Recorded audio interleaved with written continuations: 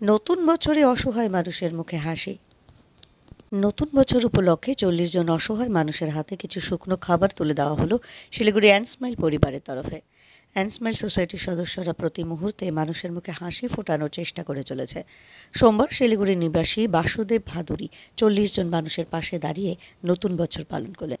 সংগঠনের কর্ণধার নবকুমার বসাক জানান, সকলের আশীর্বাদ ও ভালোবাসা থাকলে তারা আরও অসহায় মানুষের পাশে এভাবেই দাঁড়াতে পারবেন। सर्वमङ्गलमङ्गल्ये शिवे सर्वार्थसाधिके शरण्ये त्र्यम्बके गौरी नारायणी नमस्तुते।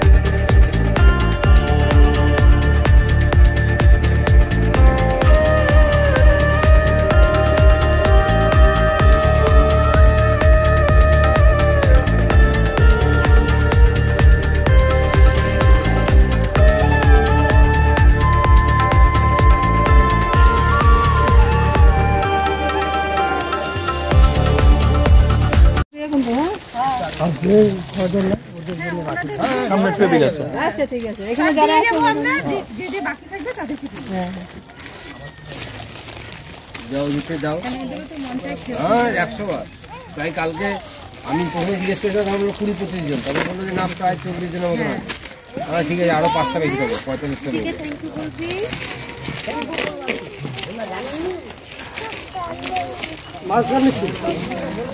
তবে দেখলাম ভাড়া ওটা বহুত অসুবিধা।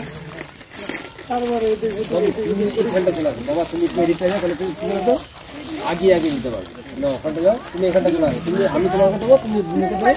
হ্যাঁ হ্যাঁ তুমি আগে যাও, তুমি এখানে দাও, আমার পাশে দাও, তুমি এখানে আমার পাশে দাও। হ্যাঁ তুমি এবার দিকে দাও, দিয়ে আগে একজন দিতে থাকলেই হলো।